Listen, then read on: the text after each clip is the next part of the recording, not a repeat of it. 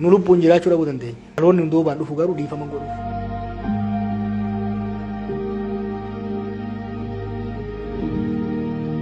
Yakka arra hojjetaniif itti gaafatamu.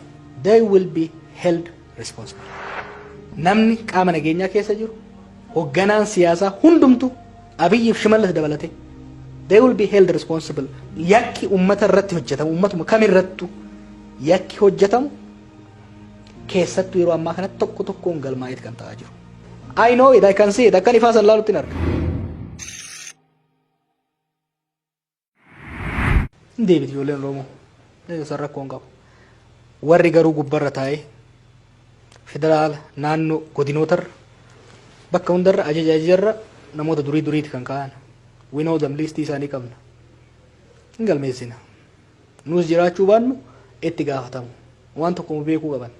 Amma dura ce'umsi kun gaafa eegalu ta dabarte gundoo taafte guddoo ammatti kan gara taayitaatti dhufaa jiru obboleeyyan keenya waan ta'aniif gadoo kaleessa miidhaa kaleessa gahe dhiifne madaa teenya goggogullee baatu faashaa itti marree uummanni keenya haa obsu yakka kaleessatiif gumaa ol gaafachuu osoo hin taane yakka kaleessatiif adabbii ol gaafachuu osoo hin taane hunda dhiifne osoo beeyin.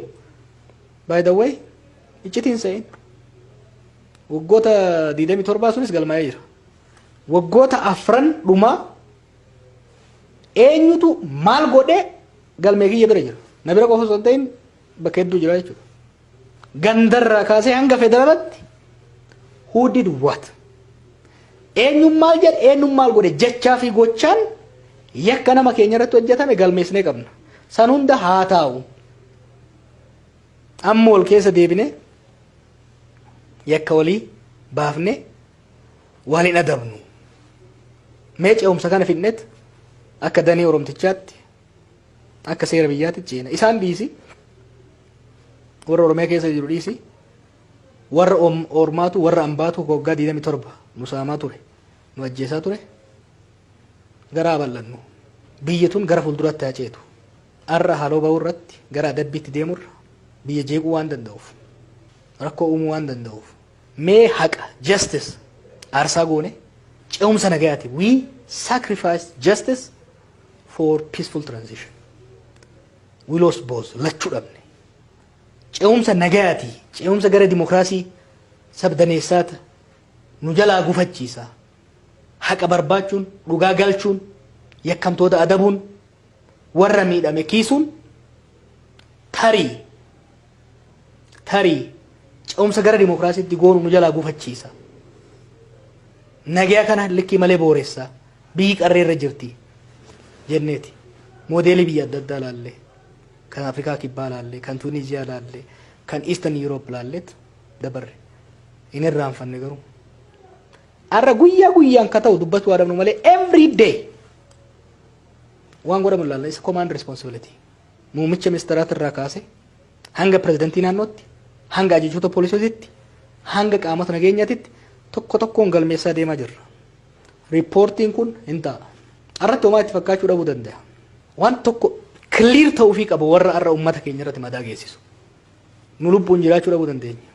Dhaloonni nu duubaan dhufu garuu dhiifama godhuuf. Nurraa barata.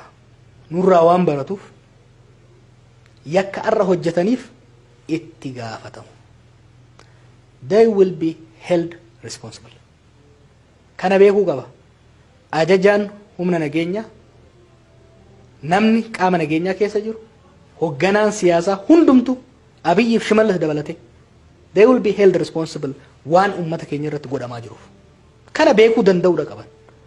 Tokko tokkoon galmaa akka amma jedhanitti ani masaraa mootummaatiin jira ani waajjira pirezidantiitiin jira kanaaf waan yaayyootti godhamu quban qabu waan hiddii lolatti godhamu quban qabu no. Hogganaan biyya tokko maatii isaatirraa kaase hanga araddatti hanga qeetitti waan godhamuuf itti gaafatamadha. Itti gaafatamaa jechuudha. Kallattii kan kaa'u yakki akka nu hojjetamne imaamata lafa kaa'u yakki yoo ka hojjetamu taate immoo warra yakka san hojjete seeraaf dhiyeessuun irra akka hin deebine gochuu itti gaafatamummaa qaba jechuudha. Anjamaa itti fakkaata. Nan beeka gara moggaa keenya dhaadannoo itti fakkaata. itti fakkaata warri isaan leenjii sunis akkasitti fakkaataa ture gaafa dubbanne. I know it, I can see it, akkan ifaa san laalutti hin arga. Hundi isaanii waggaa irraa ta'uu danda'a, waggaa lamaan irraa ta'uu danda'a, waggaa 5 waggaa 10 ta'uu danda'a. Garuu yakka ummata keenya irratti hojjetamu. Yakki ummata irratti hojjetamu, ummatuma kamirrattu yakki hojjetamu keessattuu yeroo ammaa kanatti tokko tokkoon galmaa'eet kan ta'aa jiru. Itti gaafatamu. Kana beekuudhaan waan godhan itti gaafatamummaan akka jiru beekuudhaan.